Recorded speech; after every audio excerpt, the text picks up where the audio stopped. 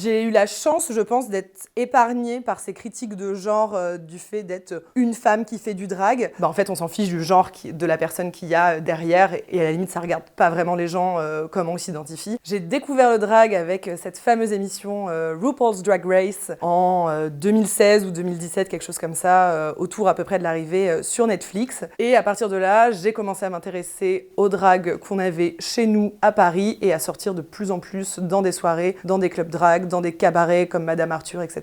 et à m'intéresser de plus en plus au milieu. Justement, à force de sortir en soirée, je commençais à y aller de plus en plus lookée, de plus en plus habillée. J'ai commencé à connaître beaucoup de drag queens comme Mini Majesté, Clémence Tru, Poulette Zavakiki et de fil en aiguille, elles ont commencé à me dire je pense que tu as envie d'y aller. Donc maintenant, il faut y aller, il faut que tu t'y mettes. Et puis, un nouvel an il y a 4 ans, je me suis lancée. J'ai eu la chance, je pense, d'être épargnée par ces critiques de genre du fait d'être une femme qui fait du drag, parce que il y a quand même quelques drags comme moi qui ont essuyé un peu les plâtres avant moi, comme Morphine Blaze, Cherry Cunty à l'époque, etc. En fait, on s'en fiche du genre de la personne qu'il y a derrière et à la limite, ça regarde pas vraiment les gens comment on s'identifie. Et moi, de mon propre point de vue, ça me permet juste de pouvoir exacerber et extérioriser toute la féminité que j'aime avoir, mais que je peux pas nécessairement me permettre d'avoir dans l'espace quotidien et dans l'espace public, parce que malheureusement, je sais très bien que si je me promène en robe courte comme aujourd'hui et en décolleté plongeant, en fait, je vais pas faire 3 pas dans la rue sans me faire déjà emmerder par quelqu'un. Moi, j'ai envie que les gens, quand ils me voient en drague, ils se sentent safe, qu'ils se sentent à leur place, que ce soit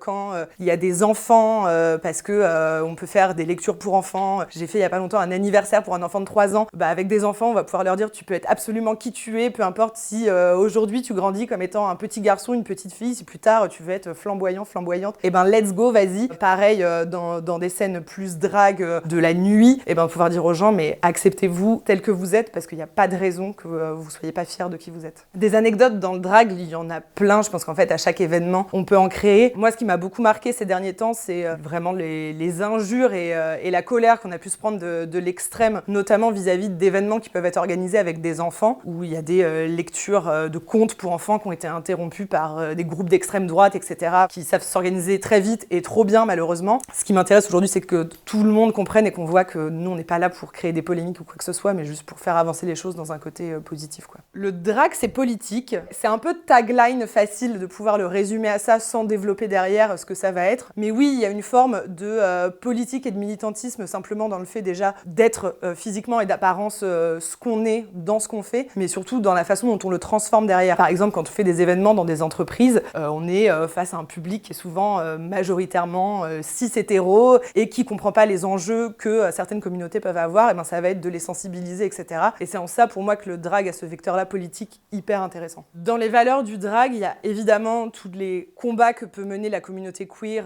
LGBTQIA+, etc. Et en fait, je pense que c'est important de conserver aussi nos valeurs intersectionnelles qu'il y a autour de ça, parce que la lutte, elle n'est pas juste LGBTI+, elle va être aussi la lutte antiraciste, la lutte anti-précarité, etc. La convergence des luttes, elle est essentielle dans ce qu'on fait. Et dans le drag, on pourrait croire qu'on se limite à ces luttes dites queer, mais il y a besoin d'aller étendre ça autour et il y a besoin d'aller travailler sur tous les sujets sur lesquels les pouvoirs politiques nous abandonnent la plupart du temps, quoi. Moi, j'ai toujours été très engagée dans ma vie personnelle et depuis que je suis ado, j'ai pendant des années été bénévole à la Croix-Rouge où j'étais chef d'équipe, je faisais des maraudes sociales auprès des sans-abri, etc.